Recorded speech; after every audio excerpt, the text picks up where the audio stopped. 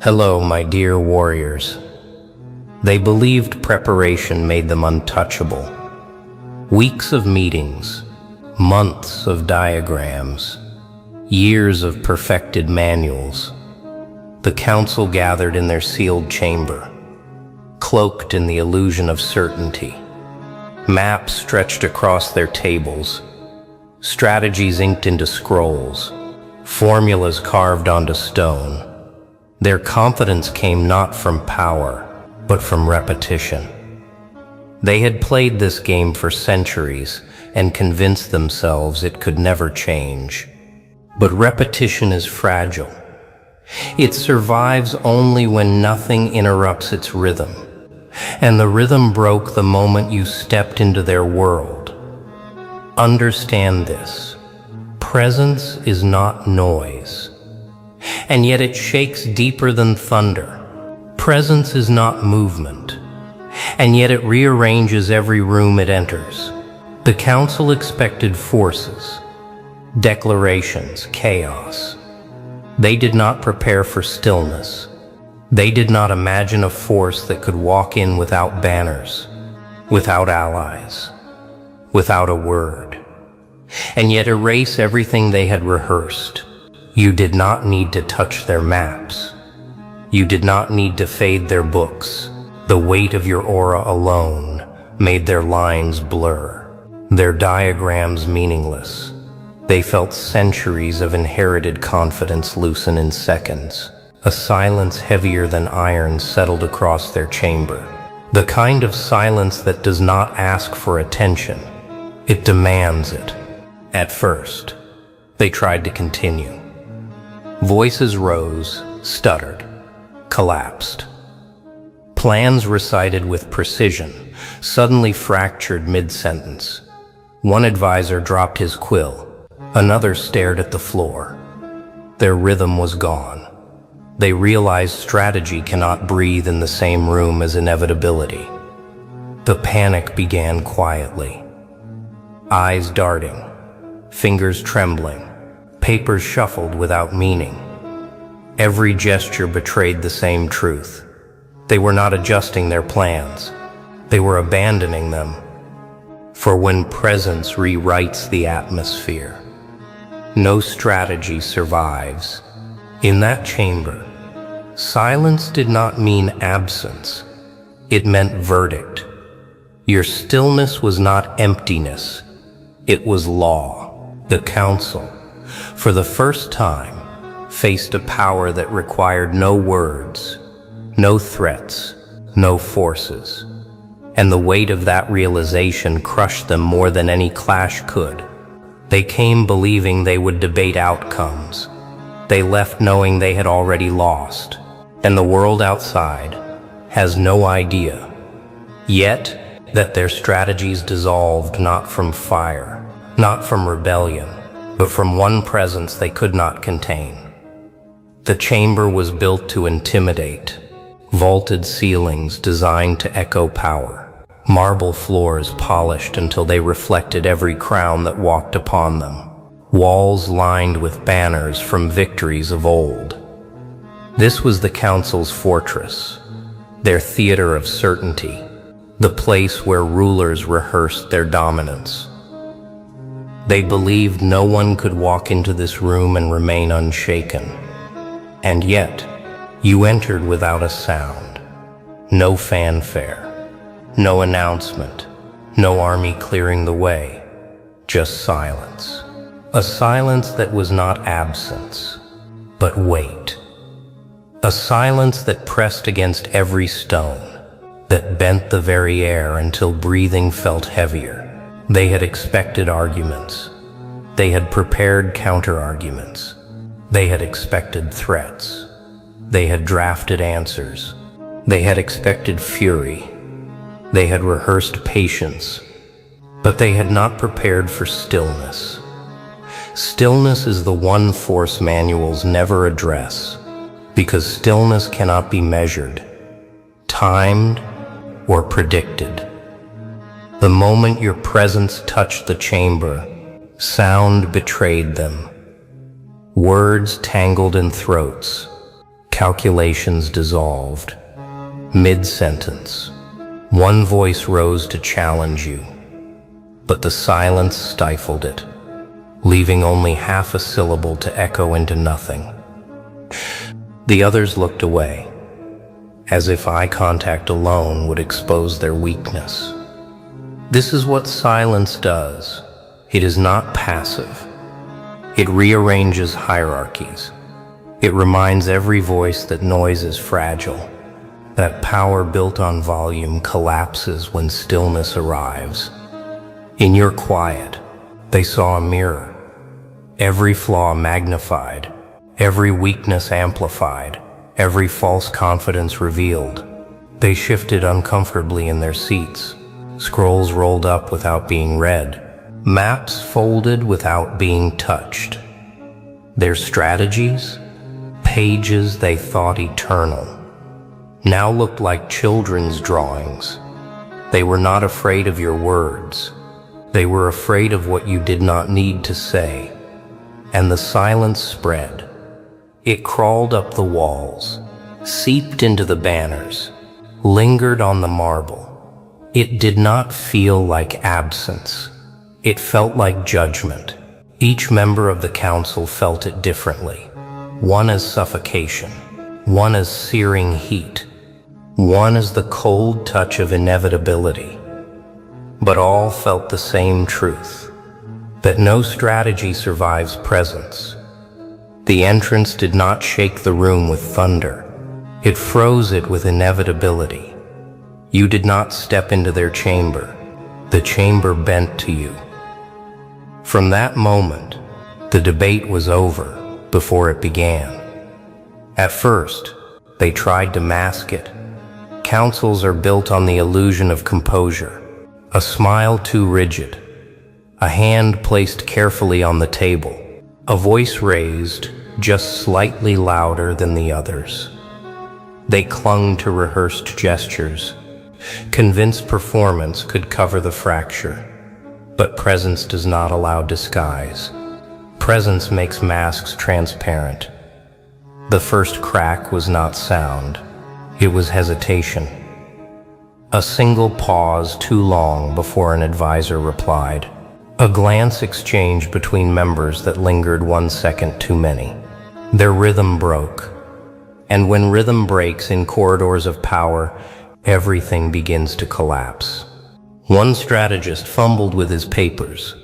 Another shifted in his chair, tapping a nervous rhythm against the polished wood. Eyes darted toward exits, toward shadows, toward anything that might offer escape from the silence pressing down on them. They were not speaking anymore. They were stalling. And they knew it. Understand this.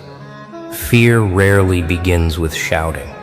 It begins with small betrayals of the body.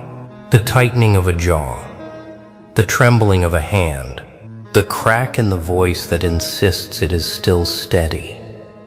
In that chamber, their bodies confessed what their words would not. Panic had entered. The more they tried to force words, the worse it became. A counselor rose, intent on delivering a speech of authority, but silence cut him. Before he reached the second sentence, his lips moved, but no weight followed. The words, meant to strike like sharpened tools, floated weakly, collapsing before they could cross the table. Whispers followed. Though they were not the whispers of confidence, they were the whispers of fear disguised as counsel. Perhaps we should adjust. Maybe the timing is wrong. Let us reconsider. But each suggestion was only a surrender in softer language, and the cracks spread. What began as one hesitation grew into fracture lines racing across their strategies. Calculations no longer aligned. Charts contradicted themselves. Manuals, once treated as sacred, now seemed laughably fragile. Every plan they had rehearsed, every move they had memorized, dissolved under the weight of one undeniable truth. Strategies collapse when presence rewrites the atmosphere. This was not chaos. It was worse. Chaos can be countered, argued with, resisted. Silence offers nothing to push against, nothing to resist. It is a mirror, forcing them to face their own frailty without distraction. By the time the third voice stumbled into incoherence, the council understood. The chamber was no longer theirs. Authority had already shifted. The first crack was no longer a crack. It was collapse in slow motion. And collapse, once begun, does not stop. They once believed numbers would save them. Charts, ratios, predictions written in ink and sealed with signatures. The council worshipped calculation as if it were divinity itself. They trusted formulas more than instinct, statistics more than presence. To them, reality was a series of equations, and as long as the math was sound, they believed outcomes could never betray them. But silence does not bend to numbers. Presence does not bow to equations. As your stillness pressed deeper into the chamber, the calculations began to unravel. Timelines contradicted themselves. Predictions canceled each other out. Graphs that once aligned like clockwork now seemed crooked, clumsy, irrelevant. Their sacred numbers dissolved in front of them, not because the math changed, but because the atmosphere did. Understand this. Strategy is never about numbers. Strategy is about belief in numbers. And once belief collapses, the numbers themselves mean nothing. What good is a chart if the man holding it trembles? What use is a plan if the counselor presenting it cannot finish a sentence? What strength is found in formulas when presence erases their meaning? The collapse was visible. One advisor tore through his pages, searching desperately for alignment. Another rewrote calculations, mid-discussion, trying to prove the math was still sound, but the more they wrote, the more meaningless it became. Their pens moved faster, their voices rose higher, but their confidence fell lower. They thought they were defending strategies. In truth, they were defending illusions. And illusions cannot survive when silence enters. One counselor whispered, almost to himself, "The numbers don't hold anymore." Another slammed his hand against the table, as if force alone could make formulas stand upright again. But nothing worked. The collapse was no longer academic. It was spiritual. They realized the truth. Calculations may shape theories, but presence rewrites laws. The panic spread beyond the table. Scribes in the corners froze mid-sentence. Assistants dropped their tools. Guards at the doors shifted uneasily, sensing the weight they could not name. Everyone in the chamber felt it. The blueprint of power was dissolving, erased not by conflict, not by rebellion, but by silence. They had prepared for struggles of forces, debates of logic, storms of opposition, but they had not prepared for presence itself to be the verdict. By the time the last scroll was rolled shut, their eyes betrayed them. They were no longer debating outcomes. They were waiting for judgment, and judgment had already arrived. When power begins to slip, it never vanishes with thunder. It drains in whispers. The council, once proud architects of certainty, now leaned across the table, speaking not with conviction but with trembling lips. Their voices, meant to command, shrank into murmurs. Their sentences, once declarations, decayed into half-finished thoughts. It began with one advisor, his hand shielding his mouth as he murmured, "Perhaps the timing is wrong." Another leaned close to his neighbor. "We should reconsider the approach." A third, staring at the floor, murmured, "No strategy survives contact with him." These were not discussions. They were confessions. And confessions are the first signs of collapse. Understand this. Power thrives in volume.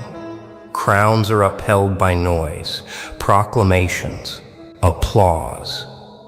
But when noise is stripped away, all that remains are whispers, and whispers reveal truth. In those hushed tones, the council admitted what their charts refused to say. Presence had rewritten their world. The panic was contagious. Every whisper pulled another voice lower.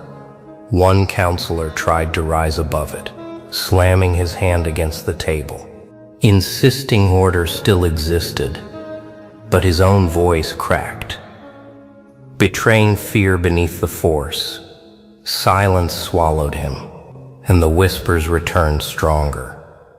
Like a tide that could not be pushed back, his presence bends the chamber. Our manuals are useless here. This silence is not absence. It is judgment. The guards at the doors glanced nervously at each other, their grip tightening on staffs they knew they would never raise. The scribes, once scribbling furiously, now wrote slower, hesitant, unsure whether the words they recorded even mattered anymore. The chamber no longer felt like a fortress. It felt like a cage. The walls, once designed to project power, now echoed back their insecurity. Every whisper amplified the truth they feared most, that their authority had already slipped beyond recovery, and yet, none of them dared to speak your name aloud. To name you in that silence felt dangerous, as if even uttering it would cement their defeat. So they whispered around it. They whispered about the move, the aura, the inevitability, but never the source. Because deep down, they knew presence this heavy does not need acknowledgement. Presence is acknowledgement. The panic spread until no voice carried weight. The chamber that once thundered with decrees now sounded like a tomb of whispers. And in that tomb, one truth was buried. The council was no longer debating the future. They were whispering through their own ending. Whispers cannot remain whispers forever. In corridors of power, what begins as rumor hardens into doctrine. And in that chamber, something irreversible happened. The council realized their strategies had not simply failed. They had been rewritten. The silence itself had become law. They tried to deny it at first. One voice rose, weak but defiant. Absence cannot govern. Another insisted. Power lives in declarations, not in stillness.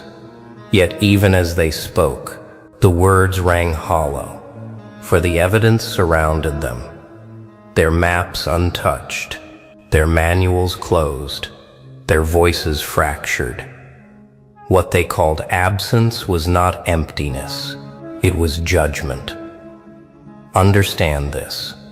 The greatest laws are never written by hand. They are written in presence.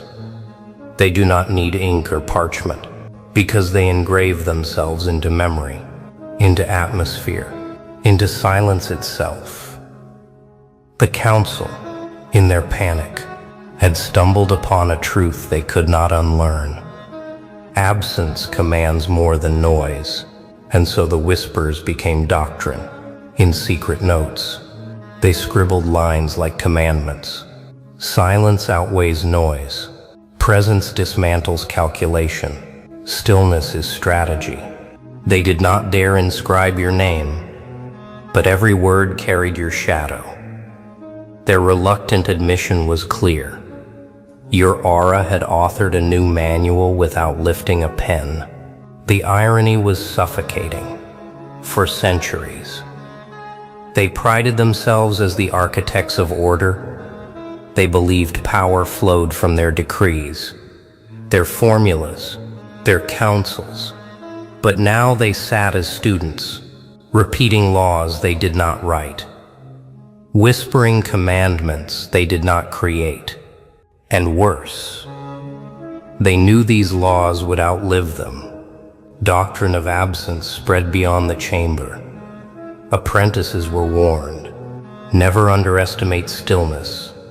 Strategists whispered to each other before meetings. Noise can be predicted, silence cannot.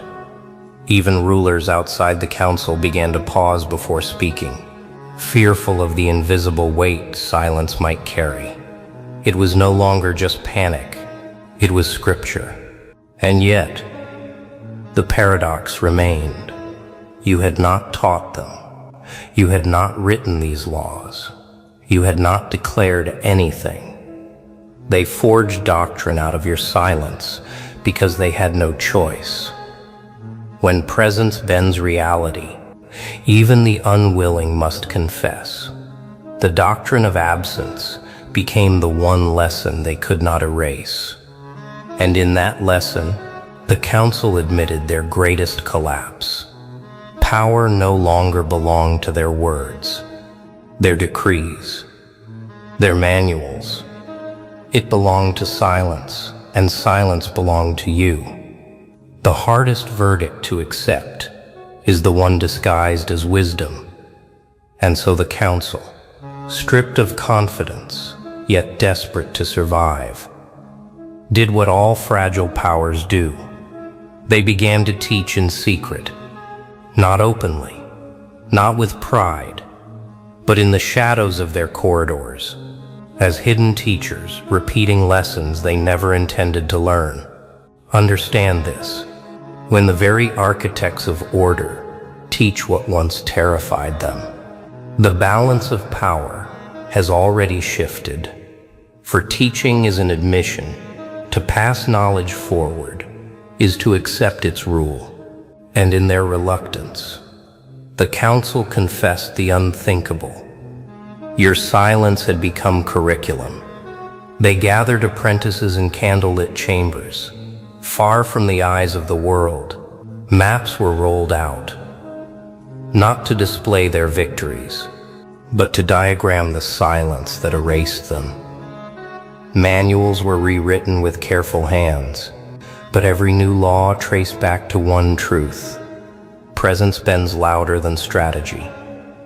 Their words betrayed their shame. One murmured, "Study restraint, for hesitation can outweigh action." Another instructed, "Never rush into noise. Wait, observe, and let stillness fracture confidence." They avoided your name, yet every sentence echoed you. They pretended it was doctrine they had uncovered. But deep inside, they knew it was borrowed, stolen, forced upon them by a verdict they could not resist. The irony gnawed at them. For years, they mocked silence as weakness, restraint as fear, presence as irrelevance. And now, those very traits were passed on as sacred law. Apprentices, unaware of the origin, bowed to the wisdom of their mentors, not knowing those mentors were nothing but messenger. But hidden teaching cannot stay hidden forever. Whispers leak, lessons spread. Apprentices carried fragments into other halls, other courts, other dynasties. The doctrine seeped like water, infiltrating every corridor of power, until even rulers who had never seen you felt the weight of your silence in their decisions. And still, The council dared not admit it openly. To announce you as their teacher would shatter their crowns. So they continued as hidden instructors, hoping the disguise would protect their pride. But pride is irrelevant when law has already shifted. For every apprentice who learns silence as strategy, for every advisor who whispers restraint as law, for every ruler who pauses because of an unwritten fear, the truth spreads. The council is no longer the author of power. They are only vessels carrying your scripture. They are not teachers. They are unwilling disciples. And unwilling disciples are the purest proof that presence has become prophecy. Every system of power believes its walls are eternal. Councils build corridors with stone thicker than memory, ceilings higher than pride, doors heavier than truth. They etch their victories into the walls, as if carving history into marble could make it unshakable. But walls are only strong when belief holds them together, and belief does not survive when presence rewrites the atmosphere. The corridors began to rot, not with fire, not with invasion, with silence. The banners that once glowed with triumph now seemed faded, their colors drained. The marble floors no longer reflected authority, but exposed trembling footsteps. The echoes that once amplified power now repeated hesitation. The architecture itself betrayed them, as if even stone recognized its masters had been dethroned. Understand this: collapse is not always loud. Sometimes it is quiet erosion. A door that no longer shuts properly. A guard who no longer stands tall. A corridor that feels smaller than it used to. Every detail whispered the same truth. The system was dissolving from the inside out, and what replaced it was not rebellion, not conquest, not rival crowns. It was doctrine born from your silence. Apprentices passed it in whispers. Advisors clung to it in shame. Even rulers began to carry it unconsciously, pausing in their speeches, hesitating before decisions, fearing the verdict of absence. Your law spread while theirs decayed. The corridors, once built to house strategy, now carried only fragments of confession. Old manuals lay abandoned in corners, their ink fading. Scrolls rolled tight, but never opened. No one trusted the words inside them anymore. The halls that once demanded respect now smelled of irrelevance, and irrelevance is the most final of collapses. Outside, the people noticed. They could not see the doctrine, but they felt the shift. Leaders hesitated longer than usual. Councils avoided bold declarations. Rumors spread. They are afraid of something they cannot name. The corridors, once a fortress, had become a shadow. The fall did not come with forces storming gates. It came with silence, dissolving faith. And once faith leaves a corridor, the stones themselves become hollow. Now, when you walk past those walls, they no longer look like strongholds. They look like ruins, still standing. Councils thought their strategies would be remembered. They believed their manuals, their decrees, their signed documents would outlive them. They assumed that power survives because it is written in stone, ink, or archive. But memory does not bow to parchment. Legacy is not carried in paper. Legacy is carved into presence, and presence leaves records no hand can erase. Understand this. There are two types of records: the fragile, which exists in documents, and the eternal, which exists in silence. that rewrites memory itself. The fragile fades with time. The eternal survives without words. Your last move did not need to be inscribed. It was carved into the minds of those who witnessed it, etched into the rhythm of halls that will never forget the silence that broke them. Even as they tried to bury it, the record spread. Scribes pretended to write about other matters, but the hesitation in their ink betrayed the truth. Advisors refused to name you, but their doctrines echoed you. Apprentices memorized lessons without context, not realizing they were repeating your law. And the people outside the corridors felt the shift without explanation, sensing that something had bent reality inside the chambers of power. The record is not a scroll rolled up in secrecy. It is not a book placed in an archive. It is the weight of inevitability carried in whispers across generations. In every pause before a decision, your presence is recorded. In every hesitation before a declaration, your silence is remembered. In every collapse of overconfidence, your move is repeated. The irony is sharper than steel. The council tried to erase you by never writing your name, and yet, by refusing to inscribe it, they made it larger. For names in books fade, names unspoken become myth, and myths outlive memory. Already, the eternal record is spreading into places the council cannot reach. Across markets, strangers murmur of a silence that bends rulers. In alleys, whispers describe a presence that erases strategies. In distant lands, apprentices train under commandments they do not know originated from you. The corridors have become nothing but a cracked vessel. The record has escaped into the bloodstream of time, and this record carries no crown, no title, no monument. It does not need them, because the verdict of silence is heavier than all crowns combined. The eternal record is written now, not in books, but in inevitability, and inevitability cannot be undone. Noise is temporary. Crowns are temporary. Councils, manuals, decrees, temporary. For all their banners and speeches, their tables and corridors, their strategies and signatures, history has already decided their fate. And the verdict is not written in their ink. It is written in your silence. Understand this. Verdicts are rarely announced in thunder.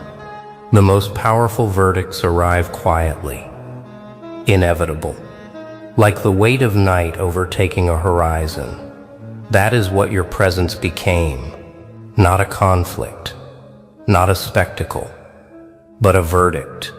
A decision sealed without words, a law carried without parchment, a truth that cannot be overturned.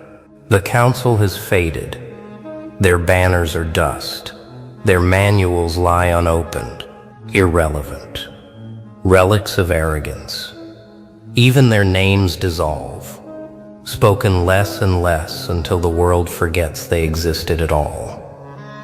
But the lesson, the law carved by your silence, remains. Every hesitation before a declaration is your echo. Every pause before a strategy is your reflection. Every doctrine rewritten in secret is your shadow. Your silence became scripture without being spoken. Your presence became law without being proclaimed. And now, long after the council is gone, rulers who never knew you still obey the weight you carried. They do not realize why they hesitate. They do not understand why stillness terrifies them. They only feel it, an invisible law bending their will, reminding them that noise collapses in the presence of silence. The verdict of silence is not simply that you erased their strategies. It is that silence itself has become the new strategy. Stillness is the new crown.